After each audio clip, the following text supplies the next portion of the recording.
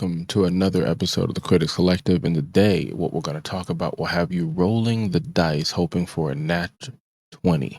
Yeah, that's right. You're going to need to have the best roll to do it. I mean, think of it this way. You got goblins on all sides. Your partners and team members are down. You're out of healing potions and you're a bard. So you're hoping that this roll is going to mean so much more because you're going to have to be successful or the whole campaign is gone. You never fight that mystical dragon at the end. And the dungeon master laughs. Now, if you get most of what I'm saying and you understand the jive talk and you know that we're talking about Dungeons and Dragons Honor Among Thieves. Technically, you know that we're talking about Dungeons and Dragons. Now, Dungeons and Dragons is a board game. I don't even know if I can call it a board game. It's a game in general where you just create characters and then you go and you either play by yourself or somebody leads and comes up with creative ways to put you and your team through various challenges as you guys on the fly come up with stuff and just play this game. Now this has spawned, I'm sure, novels, movies, games, pop culture references, and if Stranger Things is getting ready to come out again on Netflix. And so it just you probably heard of Dungeons and Dragons one way or the other. Now this movie I heard of. This came out in 2023. Never watched it. Always put it on my list to watch this movie that runs at about 2 hours. You know how I feel about hours in movies. Anyways, this is PG-13, and I just never got around to it for whatever reason, but it was on my list, something to watch. I actually had a chance to check this out. It's currently on Netflix, and I believe you can also watch it on Paramount Plus as well. Now, IMDb says this: a charming thief and a band of unlikely adventurers embark on an epic quest to retrieve a lost relic, but things go dangerously awry when they run afoul of the wrong people. That's fair and that's accurate. Doesn't spoil anything. And what doesn't spoil anything is if you hit the subscribe button, like, follow, comment, all that other stuff. The road to 1 million continues. And with that being said, just check us out. 3 minutes is all we're asking, and then let us know in the comments, what are you watching, or what should we be watching?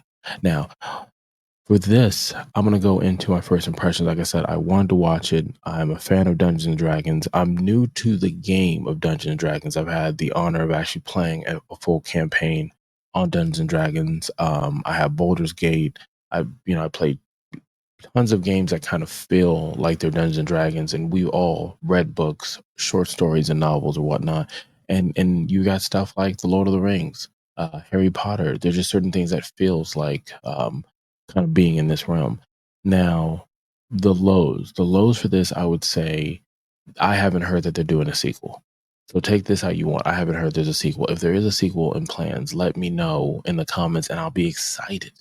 I'll be excited because I have real life RNG, the essential kits. So the other con I would say for it is, I guess, predictability. There are elements that are kind of predictable in a movie like this. Um, Another con would probably be that it could have played the role of a Jumanji. Like I could have seen them take these same characters and they're sitting around the table and they're playing this game and they're stuck in the game, or they're playing the game and they're such fans of the game, and some are fans and some aren't, and you're watching them, but you get so immersed in what's happening, you forget that they're playing a game, and when it ends, they go back to whatever their life is, their life problems or stuff like that. I could see that as well. So that was just me kind of just wanting more of what that universe they created, kind of like with Sinners. Check that review that we've done, the full discussion. Sinners is just right now on people's mind to the point that they want a Marvel DC universe and other movies and shows and entities to come out. So I'll talk about the good stuff. The good stuff was the cast. I enjoyed the cast. I thought they were a delightful bunch. Everybody fit the role, good and bad guy, big character and small. I love the fact that they were talking in the language of Dungeons and Dragons. If you're a pro player, you've been there from day one, or someone like me that's new, you enjoyed what they were doing with the magic, the ability, some weapons and stuff like that. I thought that was cool. Names of certain animals and beasts. I thought they had a very interesting way of doing certain fight scenes. certain chase scenes using the elements of what these characters are. I thought that Chris Pine, Michelle Rodriguez were perfect together. I really enjoyed their chemistry on the screen.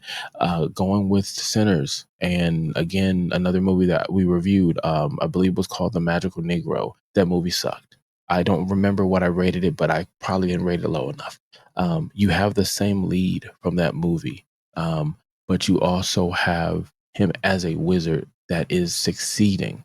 And I like what they were doing with that wizard in there, and just giving him some challenges that he had to go through.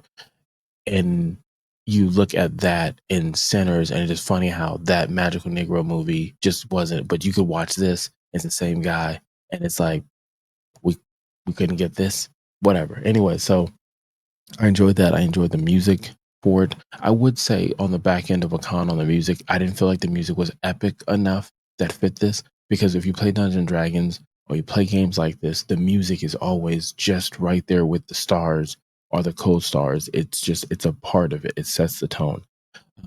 Going back to some good stuff, it was funny at times. It was serious at times. There's things in here that if you're a parent, that kind of gets you. If you're in a relationship, it gets you. If you've got challenges in your life, it gets you to kind of think about that, but still stay true to the fun that this is. Um, yeah, I mean, I can't. Even the bad guy, I was just enjoying kind of their execution of it and all. But let's go ahead and execute the rating. The rating system goes from 0, which seems like it's the magical Negroes, and then it goes all the way up to a 5, which is excellent. And a 5 you can check out would probably be Sinners.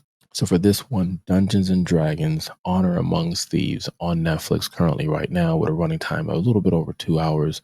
I would say that this movie is a 4. I greatly enjoyed it. There were things that were memorable that I went back and I said to my wife, and she's like, "What the hell are you talking about?" And I'm like, "You never get it. Whatever. It's a gamer thing. Yeah, it is what it is."